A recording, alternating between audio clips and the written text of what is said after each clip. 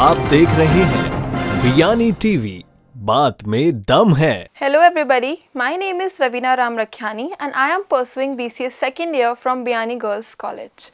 And I welcome our own academic director Dr. Sanjay Biyani sir, who is the youth motivator and the writer of various books. So very first of all, I would like to thank sir. Thank you so much sir for inviting me in this show. Raveena, you are most welcome. Thank you so much sir. आज मैं चाहूँगा कि आप जो है बहुत अच्छे question पूछें।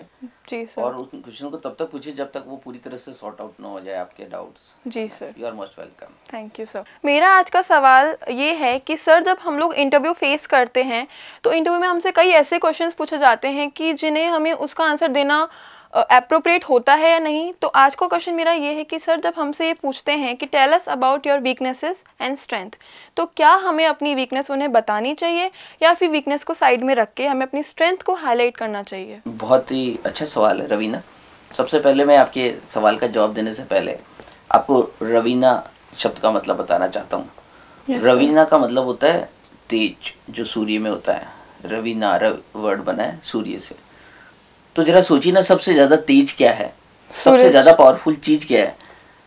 तो आपने कहा सूर्य की रोशनी, अभी आपने बोला। पर सूर्य की रोशनी तेज है तो इंसान के अंदर सबसे बड़ा तेज ट्रुथ है, सच्चाई है। सच में बहुत ताकत है और सच के बाद में उसे मैनिपुलेशन की कोई जरूरत ही नहीं पड़ती और सच के लिए सहज ही बनना पड़ता है।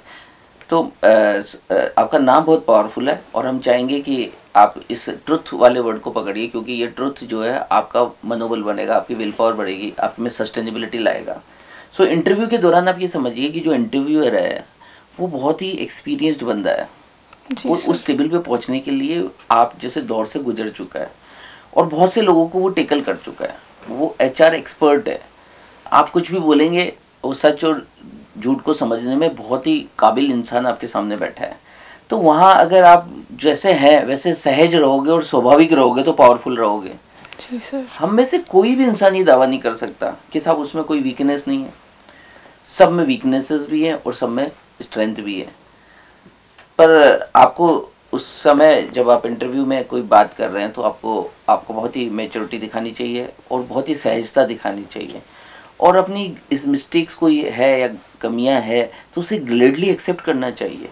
ये बहुत अच्छा लगता है सामने सुनने वाले को, क्योंकि ट्रुथ सबको अच्छा लगता है। आपको भी ट्रुथ ही अच्छा लगता है। ये एक अलग बात है कि आप ट्रुथ बोलते या नहीं बोलते, पर आपको भी लगेगा ट्रुथ ही अच्छा और सामने वाले को भी वही अच्छा लगेगा कि इसको अपनी मिस्टेक्स पता है और अगर आपको पता है तो आप इम्प्रूव कर सकते हो।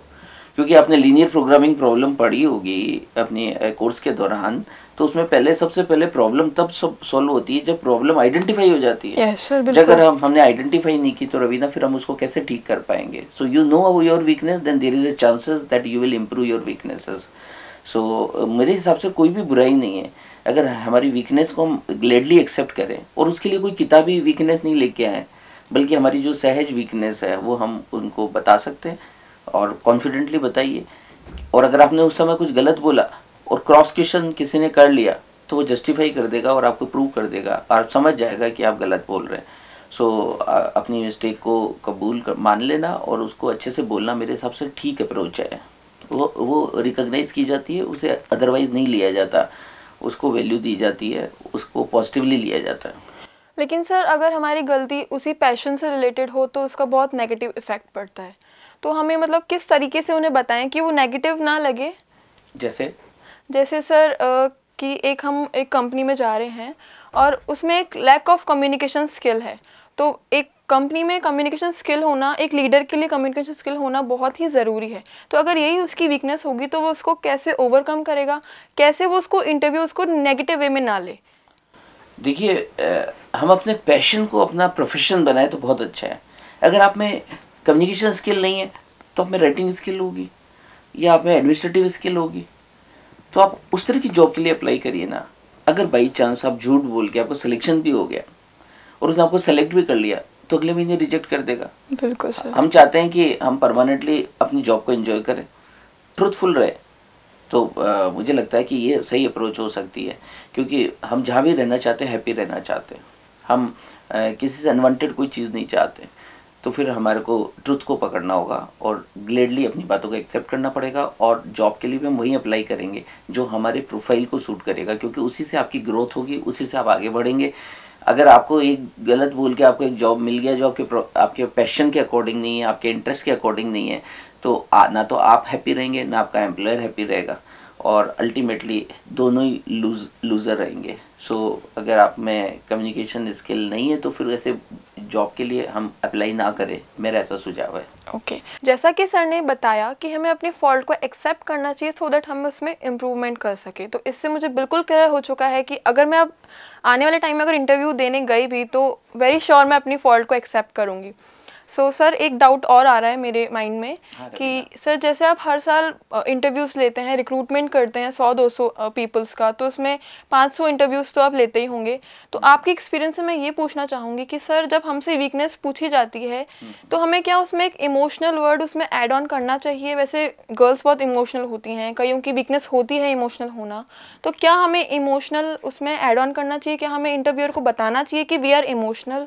या रवीना, ये क्वेश्चन बहुत ही स्वाभाविक सा है और बहुत से गर्ल्स इसके बारे में सोचती है जी सर कि ये स्ट्रेंथ है, वीकनेस है, इसे बताया जाए या ना बताया जाए।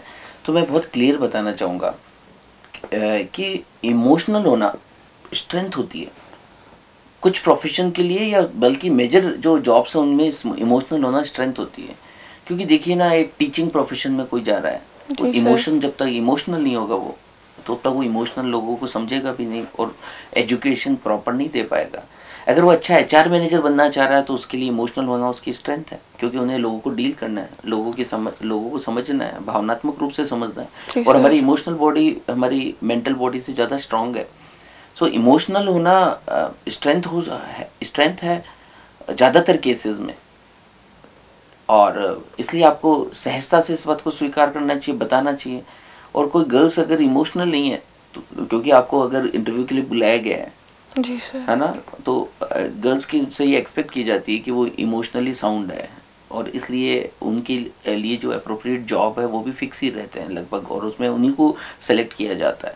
और उसके अलावा जैसे आप नर्सिंग प्रोफेशन में देखेंगे तो नॉर्म्स ही गवर्नमेंट का ये है कि 75% जो इंस्टीट्यूशंस है उसमें गर्ल्स के लिए ही वो प्रोफेशन है। जी सर। तो इमोशनल होना मुझे लगता है स्ट्रेंथ है, ये हमारी सोसाइटी में शायद इतनी प्रॉपर समझ नहीं है, इसलिए आपको अपनी वीकनेस के दौरान अगर आप बताते हैं कि I am emotionally weak and मैं लोगों को भावनात्मक रूप से आहत भी होती हूँ और प्रभावित भी करती हूँ, ये मेरी वीकनेस है या स्ट्रेंथ है, आई डोंट नो, लेकिन ये इस प्रोफेशन के लिए जो है ताकत है, ये मैं आपको बताना चाहता हूँ। इसलिए ग्लेडली आप उसे एक्सेप्ट करिए और उसको बोलिए, उसमें कोई भी बुरी बात नहीं है।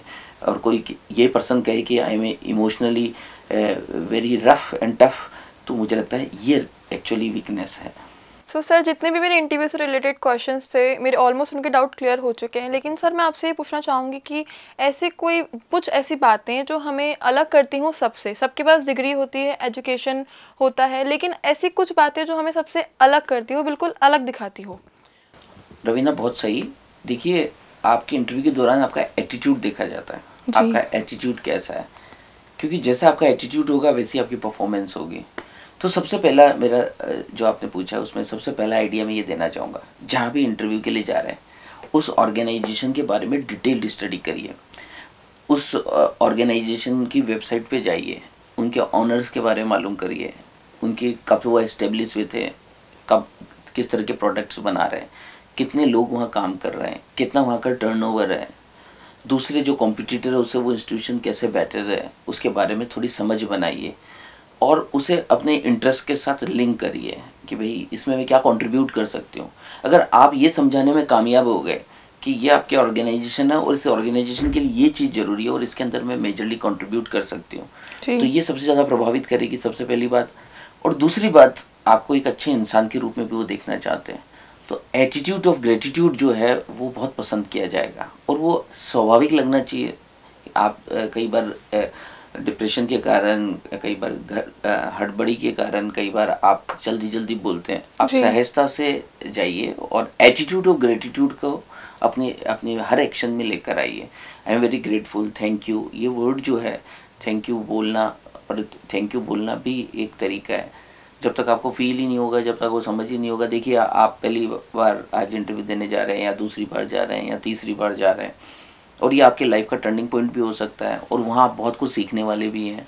और वो ऑर्गेनाइजेशन का ऑनर जो है वो इंटरव्यू में बैठा है, तो वो बहुत ही एक्सपीरियंस्ड बंदा है, आपको काम करने का अवसर मिल रहा है। ये सब कारण तो बहुत सहज है, जिस वजह से हमें एटीट्यूड ऑफ ग्रेटिट्यूड रखना चाहिए। और इस वजह से जब आप जाएं और ये स्वाभाविक रूप से आपके चेहरे पर ये सब भाव इमोशंस दिखेंगे, तो एक सीनियर आदमी से समझ जाएगा। सो एक जेन्युइन इंटरेस्ट ऑर्गेनाइजेशन में, और एक दूसरा उस ऑर्गेनाइजेशन के प्रति एटीट्यूड ऑफ ग्रेटिट्यूड, ये बहुत ज़्यादा प्रभावित करता है इंटरव्यू के दौरान। और अगर ऐसा होगा तो मुझे लगता है फिर आप बहुत इफेक्टिव तरीके से इंटरव्यू दे पाएंगे। Thank you sir. जैसे कि आपने हमें बताया कि इंटरव्यू में कई बातें ऐसी होती है जिन्हें ध्यान में रखना चाहिए, बट जो मेजर बातें ये हैं कि हमें एक तो एटीट्यूड और ग्रेटिट्यूड रखना चाहिए, और ट्रुथफुल होना चाहिए, और सबसे मेन है कि नॉलेज होनी चाहिए उस ऑर्गेनाइजेशन के बारे में जिसे हम इंटरव्यू देने जा रहे हैं। सो आई पर्सनली फील कि ये बहुत ही मेजर पॉइंट्स है जो हमें माइंड में रखने चाहिए while giving the interview. So thank you so much sir. मैं आपका दिल से शुक्रिया अदा करती हूँ। मेरे जो भी डाउट्स थे वो सारे एक्चुअली क्लियर हो चुके हैं इंटरव्यू से रिलेटेड। रवीना, इस शो में आने के लिए, अच्छे सवाल पूछने के लिए मैं भी आपको दिल से शुक्रिया देना चाहूँगा। और मैं चाहूँगा वो तमाम व्यूअर जो हमसे जुड़े हुए हैं, वो तमाम स्टूडेंट जो हमसे जुड़े हुए हैं, जिन्हें भी इंटरव्यू में उनके लाइफ में उन्हें कई बार इंटरव्यू देने हैं, वो इन तीनों पॉइंट्स पे विशेष ध्यान दें। मुझे लगता है कि हम सब लोग बहुत ताकतवर हैं, हम सब लोगों में ऐसी भी क्षमताएँ, और उन क्षमताओं को हम एक्सप्लोर करके बहुत कुछ कर सकते हैं, बहुत कुछ पा सकते हैं। Job, health, relation, money, career, job, ये सब चीज़ें बहुत बहुतायत में एक इंसान को मिलती है अगर उसका एटीट्यूड ठीक हो। आपका एटीट्यूड देखा जाता है इंटरव्यू के दौरान, कि आप जो भी बोल रहे हैं उस बोलने के दौरान आपका एटीट्यूड कैसा है। अगर आपका पॉजिटिव एटीट्यूड है, वो लोग अपील करेगा, आप हंसते हुए जाएंगे, कुछ खुशखबरी लेकर आएंगे। लेकिन आपका एटीट्यूड ठीक नहीं है, आपके चेहरे पे नेगेटिव भाव दिख रहे हैं, आप में एटीट्यूड ऑफ ग्रेटिट्यूड नहीं है, ये बहुत ही रिवर्स जाता है। इसलिए आप कोई भी शब्द रट कर ना बोले। मुझे लगता है कि आप हर चीज़ को समझ कर बोले, दिल से बोले, सहजता से बोले, अपनी भाषा में बोले चाहे। मुझे लगता है ये इंटरव्यू के दौरान ज़्यादा अपील करते हैं और ज़्यादा प्रभावी बनते हैं। आप जैसे हैं वैसे अच्छे हैं, इसी विश्वास के साथ आप जाइए और सहजता से बात करिए।